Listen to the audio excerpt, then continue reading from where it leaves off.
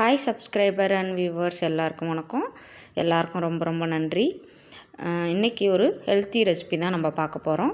இந்த ரெசிபி எப்படி பக்குவமாக கெட்டு போகாமல் அருமையாக ஈஸியாக சிம்பிளாக செய்கிறதுன்னு தான் பார்க்க போகிறோம்.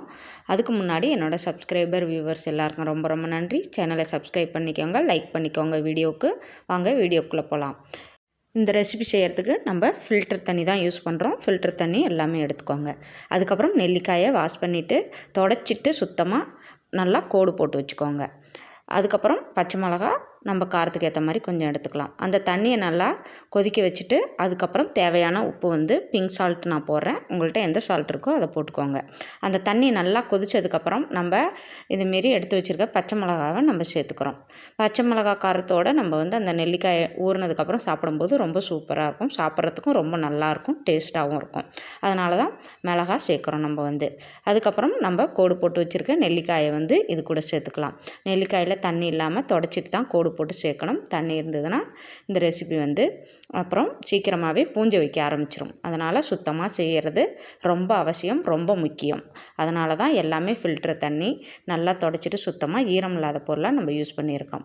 நல்லா கொதிச்சதுக்கப்புறம் இந்த பொருளை எல்லாம் ஆட் பண்ணிவிட்டு தேவையான அளவு உப்பு போட்டுட்டு செக் பண்ணிவிட்டு எடுத்து கீழே இறக்கி வச்சிட போகிறோம்.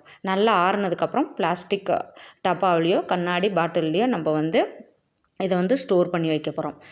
அவ்வளோதான். ரொம்ப நேரம் கொதிக்க வைக்க வேண்டியதில்லை. ஒரு கொதி வந்தால் போதும். எடுத்து கீழே வச்சு ஆற வச்சிருங்க. நல்லா கேட்டுக்கோங்க, கொஞ்சம் கூட சூடு இருக்கக்கூடாது. நல்லா ஆறிடணும். சுத்தமாக இதோட ஹீட்டெல்லாம் ரிமூவ் ஆனதுக்கப்புறம் தான், ஹீட்டெல்லாம் சூடெல்லாம் போனதுக்கப்புறம் தான் வந்து நம்ம பாட்டில்லையோ பாக்ஸ்லேயோ ஊற்றி ஸ்டோர் பண்ணி வைக்கணும். நான் இப்போ ஒரு பிளாஸ்டிக் டப்பா எடுத்துருக்கிறேன். அதில் தான் ஸ்டோர் பண்ணி வைக்க போகிறேன். இது ஒரு வாரம் கிட்டத்தட்ட நான் வச்சு சாப்பிடுவேன், போதும். அடுத்து திரும்பவும் நம்ம அடுத்த வாரம் ஃப்ரெஷ்ஷாக வாங்கிட்டு வந்து இதேமாரியே நீங்கள் வந்து ஒரு வாரத்துக்கு ஒரு ஈடு ப்ரிப்பேர் பண்ணி வச்சுட்டு ஒரு நாளைக்கும் ஒவ்வொன்று எடுத்து சாப்பிடும்போது நம்மளுக்கு நெல்லிக்காயில் உள்ள விட்டமின் சி மற்ற எல்லா சத்தும் நம்மளுக்கு கிடைக்கும்.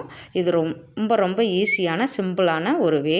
எல்லாரும் கண்டிப்பாக இந்த ரெசிபியை இதேமாரியே செஞ்சு யூஸ் பண்ணிக்கோங்க.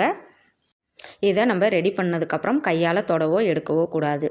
ஒரு ஸ்பூன் வச்சு தான், பேச்சுலா வச்சு தான் நம்ம எடுக்கணும், சாப்பிட்டுக்கணும். அதேமாரி யூஸ் பண்ணிங்கன்னா சீக்கிரம் பூஞ்சை வைக்காது. ரொம்ப நாளைக்கு ஒரு மாதம் வரைய கூட இது கெட்டு போகாது, அப்படியே இருக்கும். கையால் வந்து நம்ம யூஸ் பண்ணக்கூடாது. அவ்வளோதான். வீட்டிலேயே வந்து சால்ட்டி ஆம்லா நம்ம ரெடி பண்ணிட்டோம் ஃப்ரெண்ட்ஸ்.